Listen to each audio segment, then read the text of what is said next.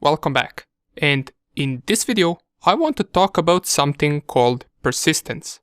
And what is persistence? Well, persistence is a module that allows us to stay on the target machine even after the target machine gets rebooted. So it is essentially adding our payload to the startup folders where it will automatically get started as soon as the target system gets restarted. It is a part of maintaining access. So this is one of the things that we want to do as soon as we get on the target machine. So what I did right here is I established a Meterpreter session with the target machine. I used this module to bypass UAC and get system privileges on my Windows 10 virtual machine. And the reason why I'm testing this on a virtual machine is because in this video I will have to restart this machine to see whether the persistence is working. And how I transferred the shell.exe to the Windows 10? Well, I used a cool way of transferring it using the Apache 2 web server. And to do that, you can simply just type systemctl and then start and then type Apache 2. This will ask you for your password, input it right here, and this will start the Apache 2 web server. Now what you can do is you can open up Internet Explorer on the target machine and type in the IP address of your Kali Linux, which will lead you to the web page of our Kali Linux machine. Now, you will not see this shell.exe right there. It is there because I put the payload inside of the web server directory. And to do that inside of your Kali Linux, after you create the payload, you can navigate to the /var, /www and /html directory, where you should have two files called index and then .something. You can delete those files and you can copy your payload to this HTML directory right here. Then if you go to your Windows 10 machine, refresh the page, you will have your shell.exe available to download on your Windows 10 machine.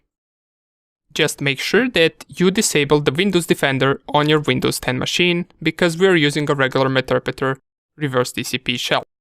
And it gets detected by Windows Defender.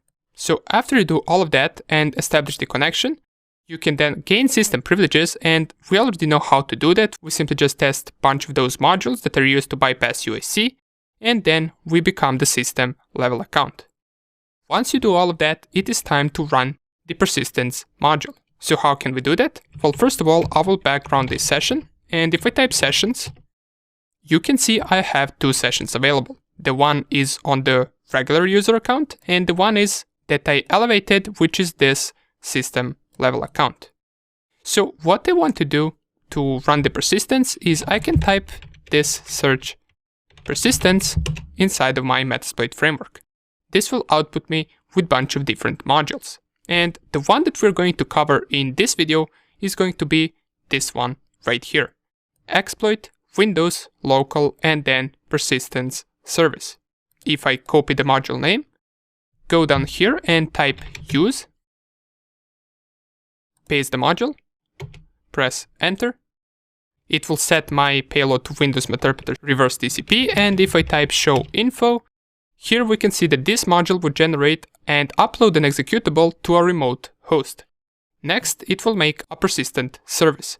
It will create a new service which will start the payload whenever the service is running. Admin or system privilege is required for this module to run. That is why we created a second session with the system privileges.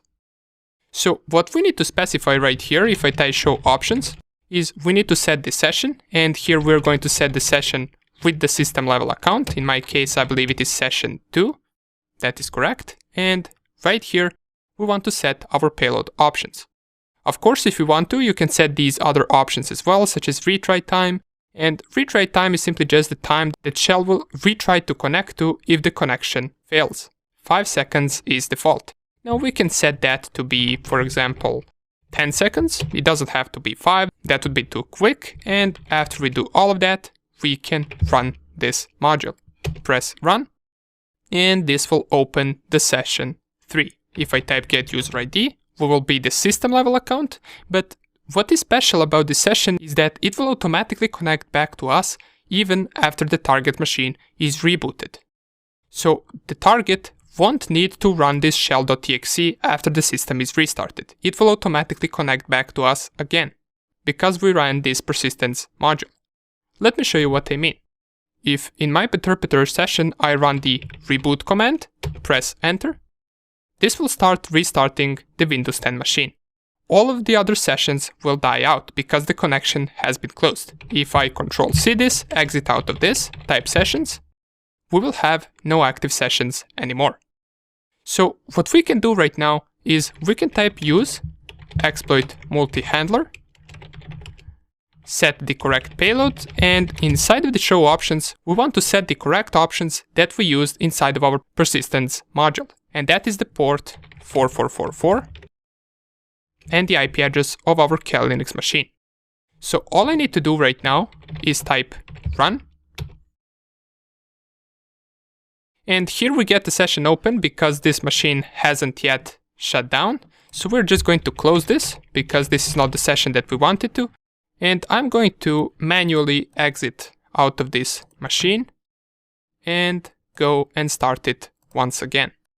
Now that the machine is getting started up, I will run our listener.